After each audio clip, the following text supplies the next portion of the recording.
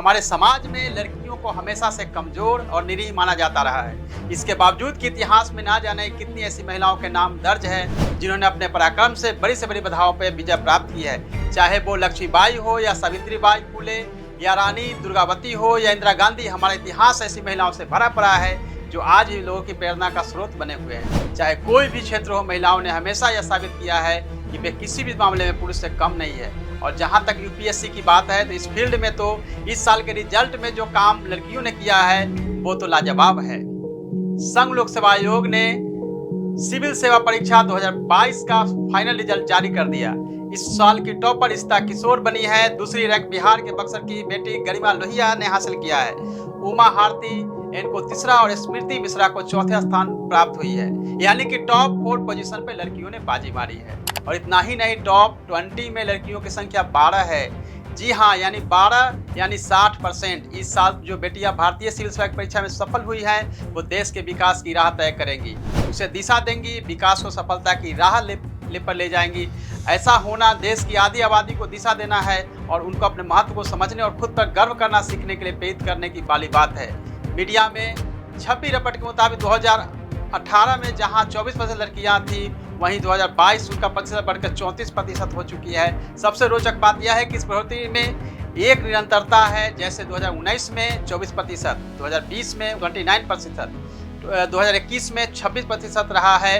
हालांकि यह जो परिणाम हमारे सामने आया है वह कोई रातों रात होने वाली घटना नहीं है। इसके पीछे स्त्रियों की अथक परिश्रम और जीवटता है। एक समय था जब यूपीएससी तो छोड़िए, हमारे समाज में लड़कियों को पढ़ाने लिखाने के ही चलन नहीं थे, मगर लड़कियों की लड़ने की क्षमता का अंदाजा आप इसी बात से लगा सकते हैं कि आज़ादी के तुरंत बाद ही अन्ना राजम नाम की एक लड़की यूपीएससी के इंटरव्यू बोर्ड के सामने पहुंच जाती है और तमाम हतोत्साहन के बावजूद आईएएस बनकर ही दम लेती है। ऐसी ही कुछ कहानी किरण बेदी की है, जो एक ऐसे प्रदेश से आती है जहां यूपीएससी तो दूर, लड़कियों को पढ़ाने लिखाने के ही चलन नहीं था। तो कहने का मतलब यह है कि तमाम बाधाओं के बावजूद आधी आबादी अब धीरे धीरे अपने अधिकारों के लिए आगे आ रही है। और न सिर्फ आ रही है बल्कि पूरे दमखम के साथ अपनी मौजूदगी भी दर्ज करा रही है। समय गतिमान है, उसमें परिवर्तन होता रहता है। तमाम चुनौतियों से लड़ते हुए स्त्री शिक्षा अब लगभग भेदभाव मुक्त है। कम से कम सरकारी स्तर पर किसी तरह का कोई भेदभाव नहीं दिखता। ऐसे में समाज को पहल करते रहना होगा ताकि बदलाव का परिणाम कहीं लिंग भेद का शिकार न हो। ऐसे यदि देश और समाज को अधिक संवेदनशील और उदार बनाना है तो स्त्रियों को पूरक बनाना होगा। उनके महत्व योगदान को कमतर आंकना, अपने समाज और देश को संकट में डालना है। स्त्रियों की उपस्थिति से समाज में असहिष्णुता बढ़ेगी, समाज अधिक संतुलित होगा, नई पीढ़ी सही रास्ते पर जाए। इसके लिए स्त्रियों को सम्मान और अधिकार देना जरूरी है ताकि हम राष्ट्र को और बेहतर बना सके। महिलाओं के आगे आने से देश का एक लाभ और भी है। आंकड़े बताते हैं कि पुरुषों की तुलना में स्त्रियां अधिक कुशल प्रशासक रही है।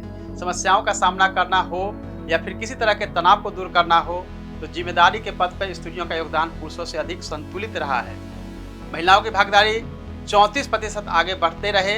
इसके लिए चयनित प्रतिभागियों के लिए सबसे बड़ी चुनौती है अपने को हर स्तर पर साबित करना, क्योंकि समाज ने जिस विश्वास और सहयोग के साथ स्त्रियों को भरोसा करना शुरू किया है उसका आगे का रास्ता वर्तमान में सेवारत लोगों के प्रयास से होकर गुजरेगा।